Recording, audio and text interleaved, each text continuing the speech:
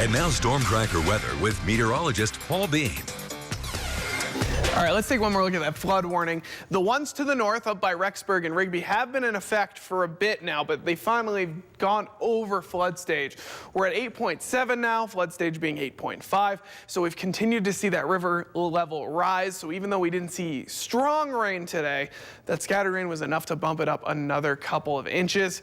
And Pocatello's been added to a flood warning as well. Down by the Portneuf, as you can tell, that green stripe that goes down I-15 down the Portneuf River, that's just come in today, and that's mainly from those low-lying areas where there are houses near as well. So if you're in one of those lower-lying areas in Pocatello, not near the channel, but closer to out south of town where you're close to the river, I would definitely be wary that we are above flood stage now, and we're starting to see those river levels rise as the rain comes in for the rest of tomorrow, Tuesday, Wednesday, and starts to clear out past that. Storm trackers on the calmer side today, still some scattered rain moving through Idaho Falls, still some scattered rain between Idaho Falls and Pocatello, and still some of that snow out by Arco, Haley, Chalice, north of Salmon, even Wyoming still getting a little bit of that eastern side of that system still moving through. As we zoom that out, you'll notice it's rotating around us right now.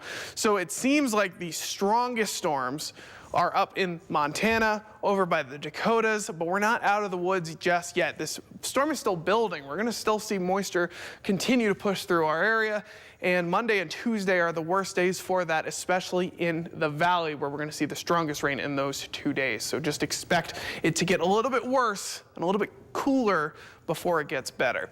Future tracker showing tomorrow, still not that bad in the morning hours. You'll see scattered rain and snow throughout the evening, but as we hit those morning hours, it continues to build. The worst spots being over in Jackson and Driggs with that snow, over in Arco, Chalice, and Leadore with that rain-snow mix still moving through.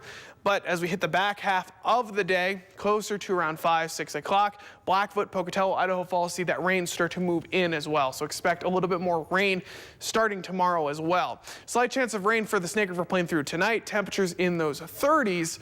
But not below freezing, so we're staying on the rain side of things. Rain and snow mix continues as well in the Central Mountains. A couple areas being below freezing. Leadore at 32, Stanley at 26, so it's going to be a cold night out there.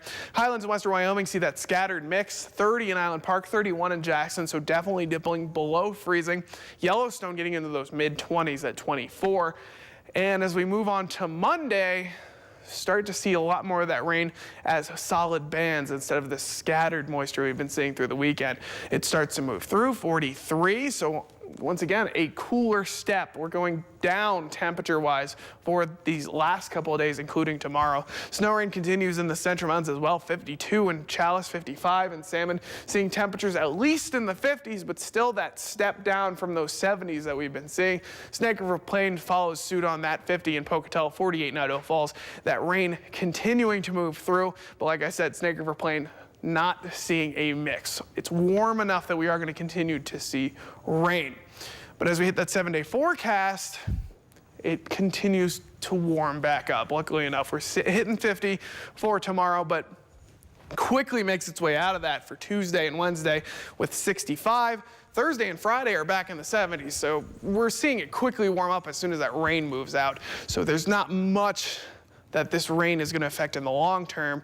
We're just going to see those flood warnings continue for the next few days. We're going to see that rain move through for the next few days. Idaho Falls also seeing that clear up on Thursday and getting back quickly into the 70s. So by Friday, by next weekend, even though we are seeing a little bit more rain next weekend, by the time we hit Saturday, we're going to see those temperatures rocket back up, back into those 70s. Tetons taking a little bit longer with the snow. Same thing with the Central Mountains. Of course, you are seeing more of that winter precipitation in the mountainous areas. But as we hit those temperatures of 70 again, even though we're seeing rain again, it's nice to see.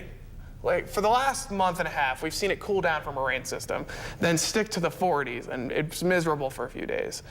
This time it's cooling down, but quickly warming back into the 70s. So there's not really much that's being long-term affected. All right, good.